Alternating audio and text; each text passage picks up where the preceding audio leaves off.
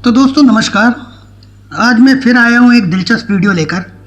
अगर आप direct selling industry में हैं तो आपका सामना रोज़ नए नए सवालों से होता रहता होगा।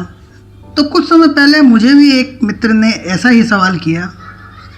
अब सवाल क्या था ये तो आपने वीडियो के टाइटल में पढ़ ही लिया है। तो मैंने इस सवाल का क्या जवाब दिया ये मैं आपसे इस वीडियो में साझा करूँगा, और साथ ही ये भी बताऊँगा कि स्कैम कंपनियाँ और डायरेक्ट सेलिंग कंपनियों के बीच में एक मेन फ़र्क क्या होता है। ये वीडियो सभी प्रोडक्ट बेस्ड डायरेक्ट सेलिंग कंपनियों के एसोसिएट के लिए काम का होने वाला है, इसलिए मेरा आपसे निवेदन है कि इस वीडियो को पूरा देखें और साथ ही मेरे चैनल को सब्सक्राइब भी करें। वीडियो को लाइक और शेयर करें ताकि ये वीडियो ज़्यादा से ज़्यादा डायरेक्ट सेलिंग एसोसिएट्स के पास में पहुंच सके।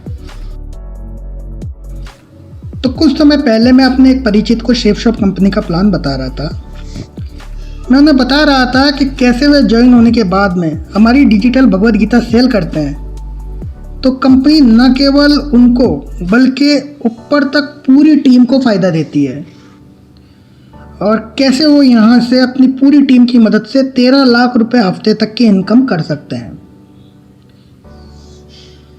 मुझे उस समय तक पता नहीं था कि वह इस प्लान को कितने सीरियसली सुन रहे हैं, पर मेरे ये बताने पर कि आपकी एक सेल से ऊपर तक फ़ायदा होता है, उन्होंने मुझे बीच में टोक दिया।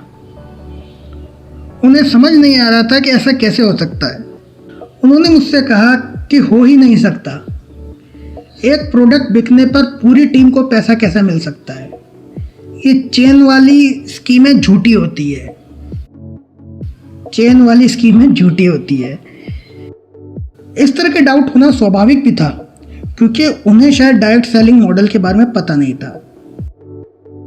मैंने उन्हें कहा आप बिल्कुल सही कह रहे हैं, ज़्यादातर स्कैम कंपनियां लोगों को ऐसे ही पे आउट दिखाकर बेवकूफ़ बनाती है, पर यह कोई स्कीम नहीं बल्कि एक बिजनेस मॉडल है जो गवर्नमेंट की गाइडलाइन में चलता है। इसे चेन सिस्टम कह के बदनाम किया जाता है, जबकि ये डायरेक्ट सेलिंग मॉडल है। फिर मैंने उन्हें अपनी कॉपी में डायरेक्ट सेलिंग मॉडल और सेफ शॉप में इनकम डिस्ट्रीब्यूशन कैसे होता है ये समझाया। सबसे पहले ये समझे कि ये कोई स्कीम नहीं, डायरेक्ट सेलिंग है। तो डायरेक्ट सेलिंग क्या होती है? हम बचपन से जो सेलिंग मॉडल देखते आ रहे हैं वो ट्रेडिशनल सेलिंग मॉडल है। इस मॉडल में क्या होता है, जब कोई मैन्युफैक्चरर कोई भी प्रोडक्ट बनाता है तो वो प्रोडक्ट ग्राहक तक पहुंचने से पहले अलग अलग फर्म से होकर निकलता है, जैसे केयरिंग एंड फॉरवर्डिंग एजेंसी, जिसे C&F एजेंसी कहा जाता है, जो मैन्युफैक्चरर से सारा माल उठा लेती है और उसे अलग अलग राज्यों में या देश के बाहर भेजती है। उसके बाद जिला स्तर पर डिस्ट्रीब्यूटर या सुपर स्टॉकिस्ट के पास वो प्रोडक्ट पहुंचता है। वहाँ से ये प्रोडक्ट डीलर या होलसेलर के पास जाता है।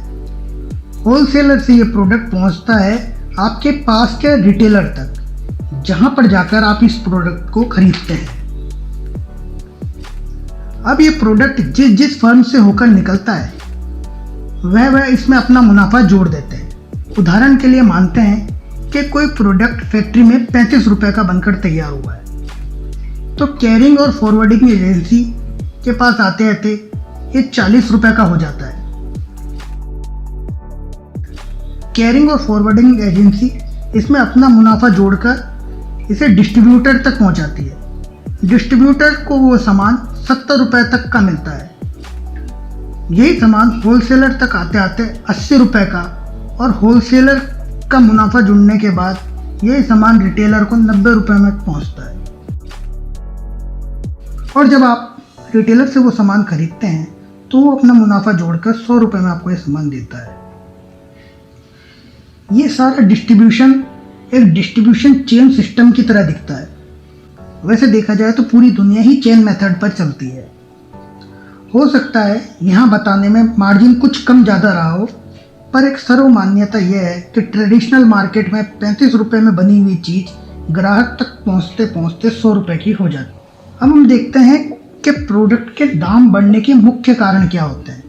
विज्ञापन एक बड़ा कारण होता है। विज्ञापन जिसमें TV ad, newspaper ad, radio ad, banner, hoarding और भी बहुत सी चीज़ें होती है। उसके बाद दूसरी आती है फर्म का कमीशन और टैक्स, जो प्रोडक्ट के दाम को बढ़ा देता है। उसके अलावा ट्रांसपोर्टेशन पे भी खर्च होता है। ये सारे खर्चे हर उत्पाद की कीमत को लगभग 65% तक बढ़ा देते हैं, जो ग्राहक को भुगतना पड़ता है। अब आता है एक नया मॉडल जिसे डायरेक्ट सेलिंग मॉडल कहते हैं, जो कई विकसित देशों में बहुत ज़्यादा प्रचलित है और भारत में भी बहुत तेज़ी से बढ़ रहा है। इसमें सभी मीडिएटर फर्म को हटा दिया जाता है और सेफ शॉप जैसी डायरेक्ट सेलिंग कंपनियां सीधा मैन्युफैक्चरर से सामान लेकर ग्राहक तक पहुंचाती है। साथ ही एक बड़ा शेयर जो विज्ञापन इंडस्ट्री को जा रहा था वह भी हटा दिया जाता है, क्योंकि यहाँ पर प्रोडक्ट बहुत दमदार होते हैं और जुड़ने वाला हर एसोसिएट ही अपनी कंपनी का ब्रांड एम्बेसडर होता है जो उसका विज्ञापन करता है। बिचौलिए हटने की वजह से टैक्स और ट्रांसपोर्टेशन के एक्सपेंसेस बहुत कम हो जाते हैं और बचा हुआ पैसा एसोसिएट और उसकी टीम में बढ़ जाता है। तो ये है डायरेक्ट सेलिंग और ट्रेडिशनल सेलिंग का एक बहुत बड़ा फर्क। अब बात आती है इनकम डिस्ट्रीब्यूशन की। तो मैं आपको बता दूं, चाहे सेफ शॉप हो, एमवे हो, मोदी केयर हो, वेस्टीज हो या कोई भी दूसरी बड़ी डायरेक्ट सेलिंग कंपनी जो प्रोफाइल, प्रोडक्ट और प्लान पर काम करती है, वह यही मीडिएटर फर्म से बचाया हुआ पैसा एसोसिएट्स में बांटती है। अब जिन्हें ये नहीं पता कि प्रोफाइल, प्रोडक्ट और प्लान क्या है, तो इसके बारे में फिर कभी वीडियो बनाकर आपको विस्तार से बताऊंगा। तो मेरे चैनल को अगर आपने सब्सक्राइब नहीं किया है तो कर लें, ताकि ऐसी जानकारी वाली वीडियो आपको मिलती रहे। तो बात आगे करते हैं। जिन्होंने मुझसे कहा था कि ऐसा नहीं हो सकता, एक सेल का लाभ आखिरी व्यक्ति तक नहीं पहुंच सकता, तो मैंने उन्हें कॉपी में कैलकुलेशन करके समझाया कि सेफ शॉप इनकम डिस्ट्रीब्यूशन कैसे करती है। इसके लिए मैंने कॉपी में एक लाइन खींची और उसके 2 कॉलम बना दिए। एक था कैलकुलेशन का और दूसरी तरफ मैंने लिखा टीम मैप। मैंने उन्हें बताया एक तरफ हम प्लस माइनस करेंगे और दूसरी तरफ टीम की ग्रोथ देखेंगे कि पैसा कैसे आता है। तो मैंने उन्हें समझाया कि यहाँ पे ज्वाइन होना बहुत आसान है, जिसमें आपको अपनी ज़रूरत का कोई सा भी एक सामान खरीदना पड़ता है और आपकी इस कंपनी में ज्वाइनिंग हो जाती है। तो हम एक उदाहरण के लिए मानते हैं कि आपने यहाँ से 10,000 रुपये तक का कोई एक प्रोडक्ट खरीदा, तो आपको ये पोजीशन मिली यू की। अब यू में हम देखते हैं जो 10,000 रुपये आपने दिए हैं वह सेलिंग प्राइस कहलाएगा। लेकिन जो चीज़ कंपनी ने आपको, सेफ शॉप ने आपको 10,000 रुपये में दी है, वो फैक्ट्री में तो 10,000 की बन के तैयार नहीं हुई होगी। एक सर्व मान्यता ये है कि मैन्युफैक्चरिंग प्राइस सेलिंग प्राइस का 35% होता है। तो इसी आधार पे हम मान लेते हैं कि उस प्रोडक्ट का अप्रोक्स यानी अंदाजन मैन्युफैक्चरिंग प्राइस 3,500 रुपये है। एक बात और बताना चाहूँगा कि ये जो हम कॉस्ट ले रहे हैं ये अप्रोक्सीमेट है, यानी अंदाजे से ली हुई। हो सकता है इस कॉस्ट में कुछ कम या ज़्यादा हो, लेकिन इस कैलकुलेशन से आपको ये समझ में आ जाएगा कैसे सेफ शॉप एक सेल का लाभ जॉइन के अप्लायंस से लेकर LOS यानी लाइन ऑफ स्पॉन्सर में क्राउन एम्बेसडर तक बांटती है। तो हम चलते हैं आगे। मान लिया उस मैन्युफैक्चरिंग कॉस्ट अप्रोक्स 3,500 रुपये है और इसमें कंपनी शेयर का मान लीजिए हम 1,500 रुपये साइड निकाल लेते हैं। कंपनी शेयर क्यों? क्योंकि सेफ शॉप में बहुत सारे कर्मचारी भी काम करते हैं जो office work, dispatching, customer care और भी बहुत से डिपार्टमेंट में बटे हुए हैं। तो उनका शेयर प्लस बिल्डिंग की मेंटेनेंस, बिजली पानी का बिल और सबका हम मान लेते हैं 1,500 रुपये कंपनी अपने पास में रख लेती होगी हर सेल में से। हम इन दोनों का टोटल करें तो लगभग 5,000 रुपये उसकी ओवरऑल कॉस्ट आई, लेकिन फिर भी 5,000 रुपये कंपनी के पास में बैलेंस रहे। इसे हम एक नाम देते हैं रिमेनिंग कैपिटल, जो कंपनी के पास में सेफ है। तो यहाँ पे आपके एक ज्वाइनिंग से कंपनी के पास में रिमेनिंग कैपिटल का 5,000 रुपये है।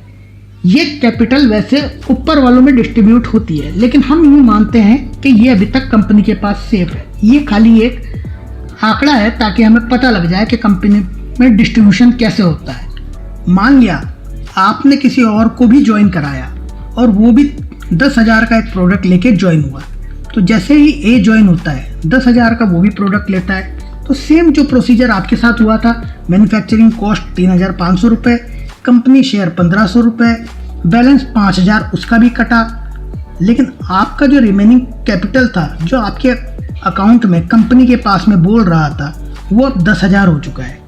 लेकिन जैसा कि सब कंपनियों का अलग अलग रूल रेगुलेशन होते हैं, वैसे ही सेफ शॉप का रूल है, या 1:1 पेयर में आपको इनकम होती है। तो हम ये मानते हैं कि जैसे ही बी आपके पास में आ जाते हैं, बी आपके साथ में ज्वाइन होते हैं, तो आपका लेफ्ट राइट क्लियर होता है। इन्होंने ही मान लिया 10,000 की शॉपिंग की, 3,500 इनका मैन्युफैक्चरिंग कॉस्ट थी और कंपनी शेयर इसमें तो 1,500 निकल गया, 5,000 का बैलेंस बना।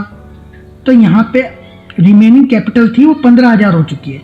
लेकिन यहाँ पे आपका एक पेयर कंप्लीट हो चुका है, लेफ्ट राइट पेयर कंप्लीट हो चुका है। तो यहाँ है टाइम पे आउट का।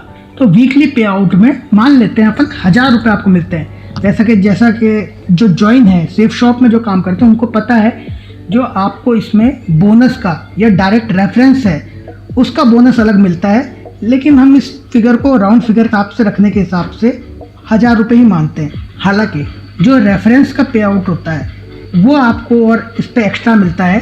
तो लगभग आपको एक पेयर कंप्लीट होने पे 10-10 हज़ार का प्रोडक्ट सेल करने पे लगभग 1,400 रुपये की इनकम होती है। लेकिन हम उसे अभी साइड में रखते हैं, हम अभी टीम इनकम की बात करते हैं। तो 1,000 रुपये यहाँ से आपको मिलते हैं, ये रिमेनिंग कैपिटल है, ये अभी भी कंपनी के पास में सेफ है, इसे कंपनी अपने हिसाब से स्पेंड कर सकती है।